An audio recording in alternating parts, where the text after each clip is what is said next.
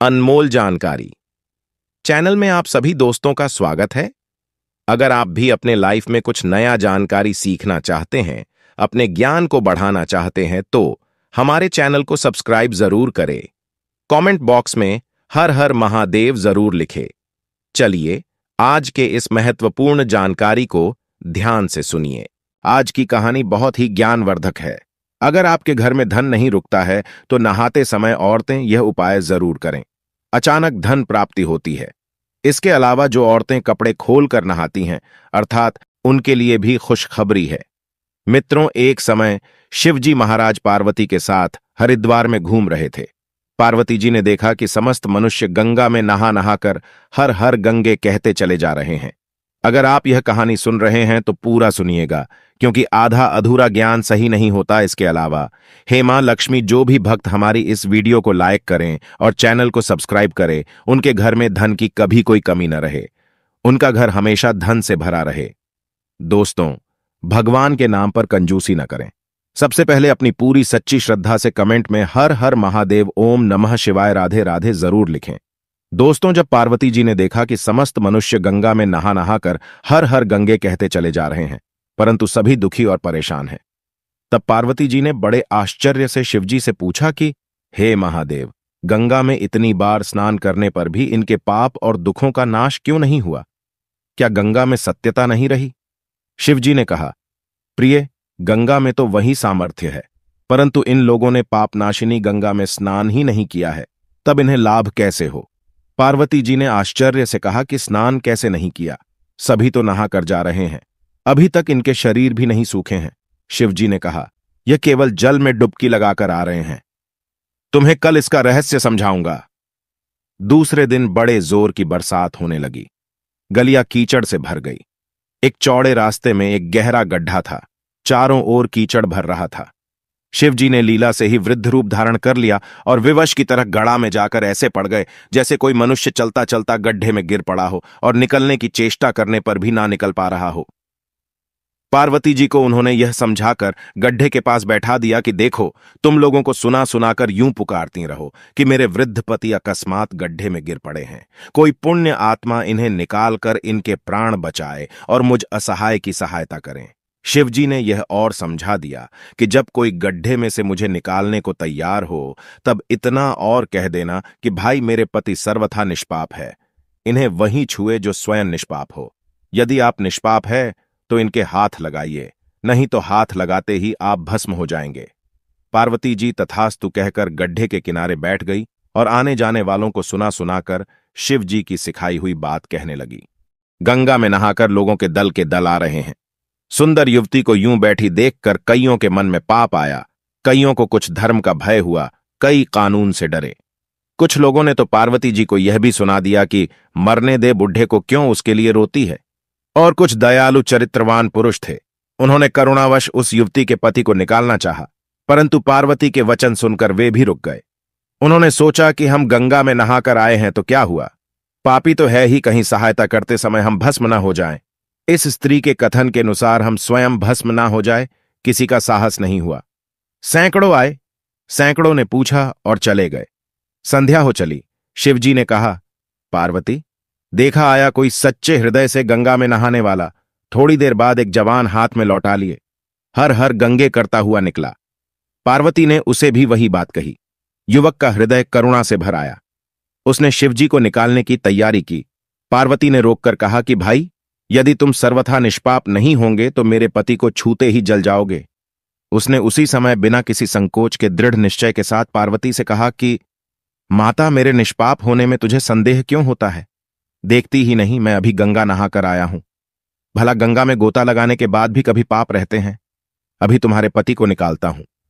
युवक ने लपककर बूढ़े को ऊपर उठा लिया। शिव पार्वती ने उसे अधिकारी समझकर अपना असली स्वरूप प्रकट कर उसे दर्शन देकर कृतार्थ किया। शिवजी ने पार्वती से कहा कि इतने लोगों में से इस एक ने ही गंगा स्नान किया है। इसी दृष्टांत के अनुसार जो लोग बिना श्रद्धा और विश्वास के केवल दंभ के लिए गंगा स्नान करते हैं, उन्हें वास्तविक फल नहीं मिलता, परंतु इसका यह मतलब नहीं कि गंगा स्नान व्यर्थ जाता है। गंगा स्नान का बहुत पुण्य भी है।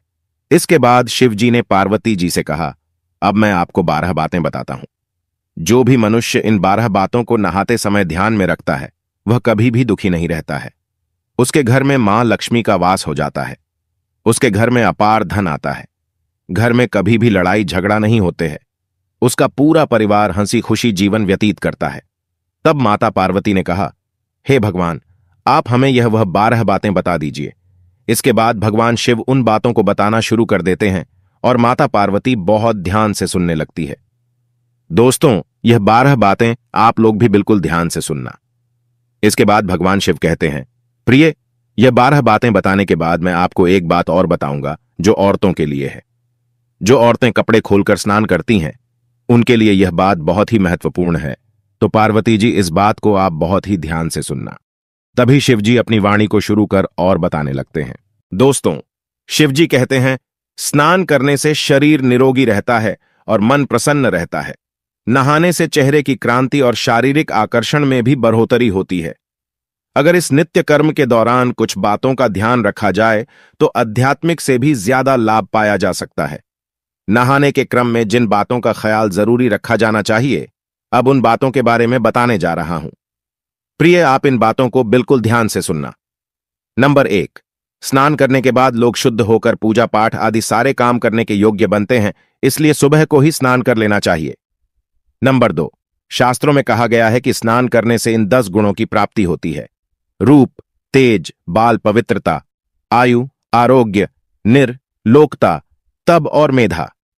नंबर 3, लक्ष्मी, धन, पुष्टि व आरोग्य और स्वास्थ्य चाहने वालों को हर मौसम में और हर दिन स्नान करना चाहिए। नंबर 4, शास्त्रों में कहा गया है कि सुबह स्नान करने से पाप का नाश होता है और पुण्य मिलता है। ऐसा कहा गया है कि सुबह नहाने वालों के पास नकारात्मक शक्तियां नहीं भटकती, इसीलिए सुबह स्नान करना ही उचित है। नंबर 5, बीमारी की हालत में सिर के नीचे से ही स्नान करना चाहिए। गीले कपड़े से शरीर को पोंछ लेना एक तरह का स्नान ही कहा गया है। नंबर 6, सुबह की लालिमा छाने से पहले ही स्नान लेना श्रेष्ठ माना गया है।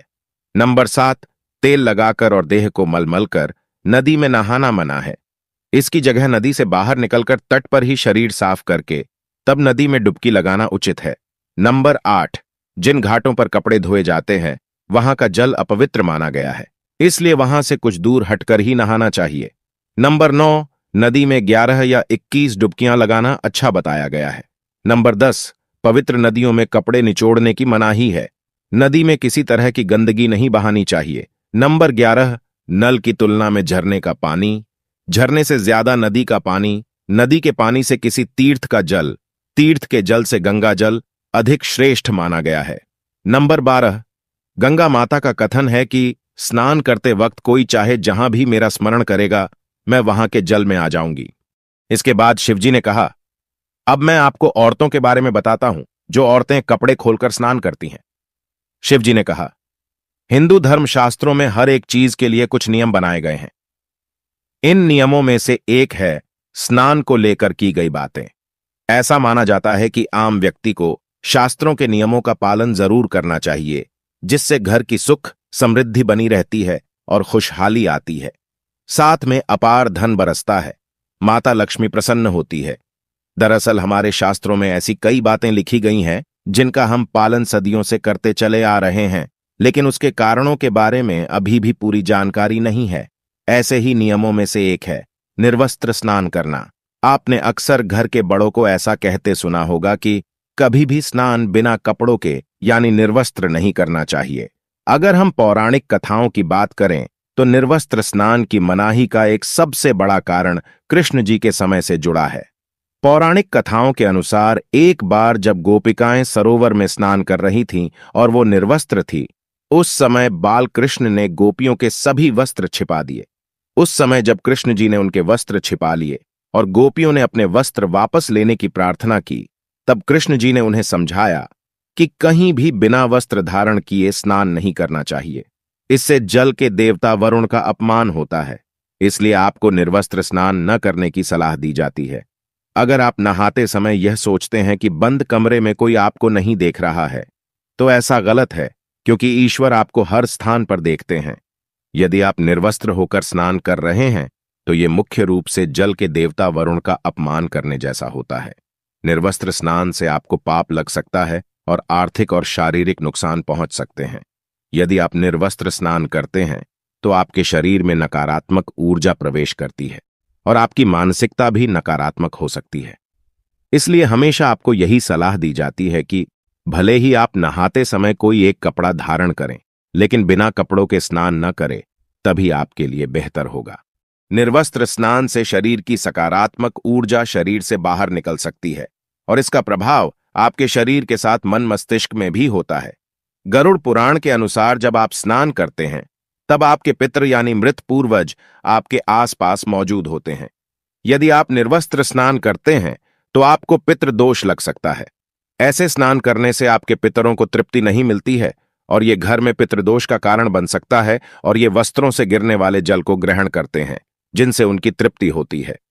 निर्वस्त्र स्नान करने से पितर अतिरिक्त नाराज होते हैं जिनसे व्यक्ति का तेज बल धन और सुख नष्ट होता है। इसलिए कभी भी निर्वस्त्र होकर स्नान नहीं करना चाहिए। पुराणों के अनुसार नहाने वाला पानी पूर्वजों के हिस्से जाता है और निर्वस्त्र होकर नहाने से इसे पितरों के समक्ष बिना कपड़ों के नहाना माना जाता है। शास्त्रों में ऐसी मान्यता है कि यदि कोई निर्वस्त्र स्नान करता है तो माता लक्ष्मी उससे रूठ सकती है। इससे आपकी कुंडली में धन हानि के योग बन सकते हैं और आपकी आर्थिक स्थिति खराब हो सकती है। इन्हीं कारणों से आपको निर्वस्त्र स्नान न करने की सलाह दी जाती है और शास्त्रों में भी इस बात की मनाही है। तो दोस्तों, ये थे आज की छोटी सी जानकारी। यह जानकारी कैसा लगा आप हमें कमेंट में जरूर बताएं और हां, कमेंट में अपना नाम और राशि जरूर लिखना ताकि आने वाले समय में आपको आपके राशि के अनुसार हम उपाय और सुझाव बता सके। वीडियो को आगे शेयर करना न भूले। आपके एक छोटे से प्रयास किसी की जीवन में खुशहाली ला सकता है। जय श्री राम। धन्यवाद।